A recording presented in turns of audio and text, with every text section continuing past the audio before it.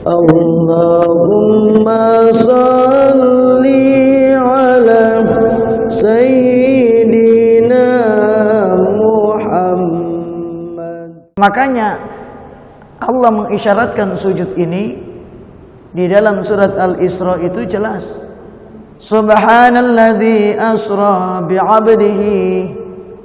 Maha suci Dia Allah yang memperjalankan dengan hambanya. Jadi hamba. Al-Habib Taufik bin Abdul Qadir bin Husain As-Segaf menyampaikan itu makna pertamanya bahwa yang diperjalankan itu adalah jasmani dan rohaninya. Jadi Rasulullah itu Isra dan Mi'raj bukan saja rohaninya tapi juga jasmaninya. Bahkan pakaiannya juga.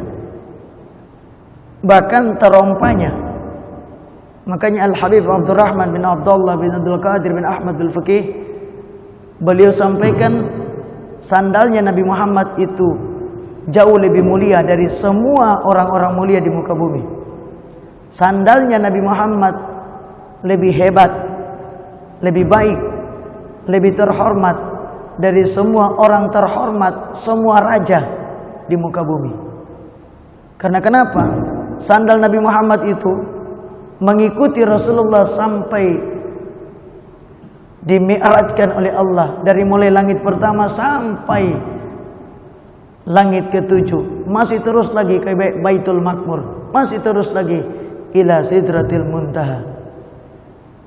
Apa isyaratnya itu? Isyaratnya karena berhubungan dengan hamba Allah. Jadi kalau kita belum bisa menjadi hamba Allah yang baik, berhubunganlah, ikutilah, contohlah, cintailah hamba Allah. Begitu kita akan nyampe. Gusmi Kiai Hamim Jazuli, beliau katakan, berangkatlah, mendekatlah, pergilah kalian mendekat kepada Allah. Tapi kalau kalian tidak bisa, maka ikuti orang-orang yang sudah mendekat. Ikuti, berpegang saja kepada jubah mereka. Ikuti mereka, mungkin bawa sandalnya, pembantu kiai begitu. Mungkin cuma siapkan peralatannya. Kalau tidak bisa, minimal mencintainya. Udah tergolong itu. Kun aliman, jadilah orang alim. Ini prioritas. Kalau bisa jadilah kita sopir. Kalau tidak bisa, au muta'alliman, jadi kondektur, jadi kernet. Kalau nggak bisa bawa mobil, jadi kernet, kan begitu. Yang bantu sopir. Au muta'alliman, analoginya begitu. Kalau tidak bisa lagi, au mustami'an, jadi orang yang cukup mendengar-dengar saja. Bai'at litashabbuh, litabaruk, mengambil keberkahan saja, ikut di mana pengajian datang. Walaupun tidur-tidur nggak apa-apa sudah. Kayak gitu-gitu kan, tidur-tidur begini nggak apa-apa. Walaupun nggak dengar, tapi saya yakin dengar beliau. Walaupun tidur-tidur begini, gayanya tidur tapi dengar itu, merekam. Tapi andai kata tidur pun nggak apa-apa. Duduk itu udah terhitung hadirin. Jadi Allah itu Maha Rahman. Bukan harus jadi orang alim saja orang masuk surga itu. Jadi jangan berlomba kepingin didengarkan toh. Yang mendengar itu juga bisa masuk surga. Kita kan salah paham. Dipikir nanti kalau jadi pejabat baru masuk surga. Enggak. Jadi rakyat itu juga bisa masuk. Tidak semua orang masuk surga itu harus jadi guru dulu. Bahkan kalau jadi guru, dia tidak betul-betul menjadi guru yang benar sebagaimana Rasulullah mencontohkan, bisa bahaya. Jadi murid itu bisa masuk. Kalaupun tidak bisa jadi murid, jadi simpatisan au mustami'an, cukup mendengar-dengar saja udah dapat itu. Kalau tidak bisa lagi, au muhibban, yang dari rumah yang dengar, kepingin datang tapi nggak bisa, ya Allah, dengar saja walaupun nggak nyampe, nggak begitu jelas, tapi hati senang dengan masjid, itu udah tergolong itu. Atau bukan muhibbin, tapi mencintai muhibbin, udah masuk. Ada seorang alim diceritakan oleh para guru mulia, yang dia suatu malam bermimpi berjumpa dengan para malaikat. Malaikat itu lagi mencatat, ada 2 orang malaikat mencatat. Begitu dijumpai, ditanyakan oleh orang alim ini, "Ya malaikat, kalian lagi mencatat siapa? Mencatat apa?" "Kami lagi mencatat orang-orang yang digolongkan menjadi orang-orang yang masuk ke dalam surga dan para pecintanya." Dia tanyakan, "Malaikat, apakah nama saya ada di dalam?" Dilihat sama para malaikat, "Namamu siapa?" "Si Fulan bin Fulan." Dilihat, tidak ada.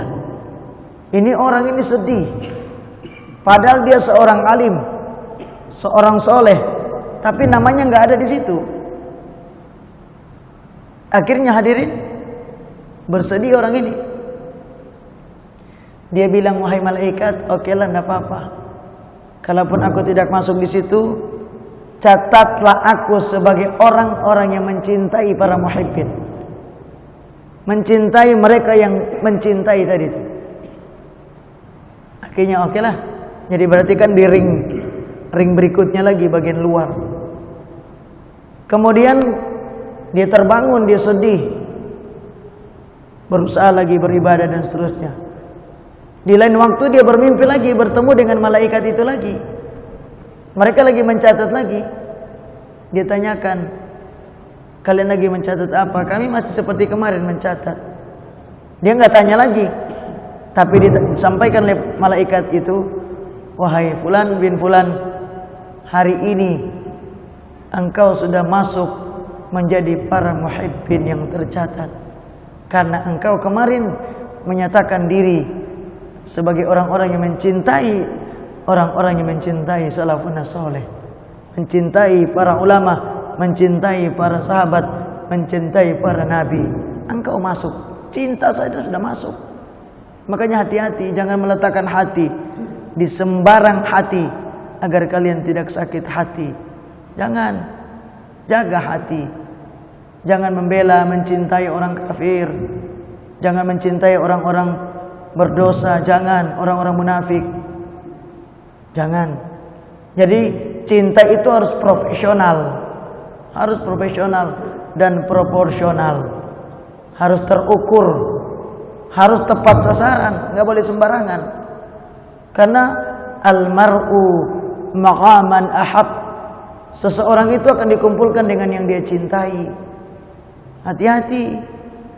Al-Habib Zain bin Ibrahim bin Zain bin Smait, beliau katakan, "Wahai kalian, berhati-hati dengan cinta.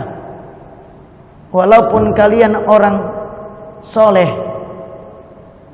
kalian hafal Quran, kalian orang hebat dalam ibadat, dalam akhlak, dalam ilmu.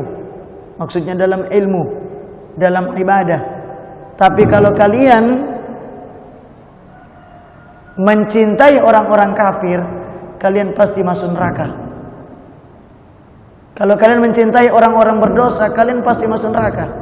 Karena orang kafir ada di neraka, dan orang itu akan dikumpulkan dengan yang dia cintai. Itu baru cinta. Bagaimana dengan nyoblos? Jangan main-main, ini urusan besar. Urusan cinta itu urusan besar. Jadi cinta orang yang berhubungan cintanya kepada Allah, yang mencintai Allah, yang memilih Allah sebagai Tuhan. Dan beliau katakan, walaupun kalian orang biasa, kalian gak punya amal yang banyak, tapi kalau kalian mencintai orang-orang yang dicintai oleh Allah, orang-orang baik, kalian pasti masuk surga, pasti dikumpulkan dengan Rasulullah. Karena orang-orang itu semua berada di dalam surga Allah Subhanahu wa ta'ala. Cinta ini penting. Minimal cinta, minimal hati kita terikat dengan orang-orang baik tadi. Jadi kalau kita belum sampai ke sana, setidaknya kita ikuti mereka. Kun ghaliman au muta'alliman, au mustami'an, au muhibban, atau yang mencintai. Wala takun khamisan fatahlika. Jangan kalian menjadi golongan yang kelima. Golongan kelima ini belum ngapa-ngapain, abstain, yang sering mengatakan kami netral, kami nggak milih ini, nggak milih ini. Wah, bahaya tuh. Dunia ini tempat memilih. Perhatikan, dunia ini tempat memilih. Jadi nggak ada kalimat abstain, nggak ada posisi, karena di akhirat itu tempatnya cuma dua. Kalau nggak surga neraka, nggak ada tempat tengah itu, nggak ada. Maka di dunia ini harus memilih. Kalian nggak memilih, munafik. Hati-hati, harus memilih, dan memilih itu memang punya resiko. Ashabul yamin atau ashabus simal, cuman itu saja. Milih iman atau kafir. Itu dari mulai perilaku, dari mulai lisan, dari mulai sampai kepada hati. Jadi harus memilih. Gitu. Ini bukan urusan kita membenci zat. Jadi kalau kita cinta yang berhubungan dengan Allah. Kalau benci yang Allah juga benci. Kita benci perilaku dia. Jadi profesional. Allah mengajarkan jangan benci, walaupun orang kafir nggak boleh dibenci, nggak boleh. Kalaupun kita benci perbuatan dia, bukan orangnya. Itu supaya jelas. Jangan salah paham.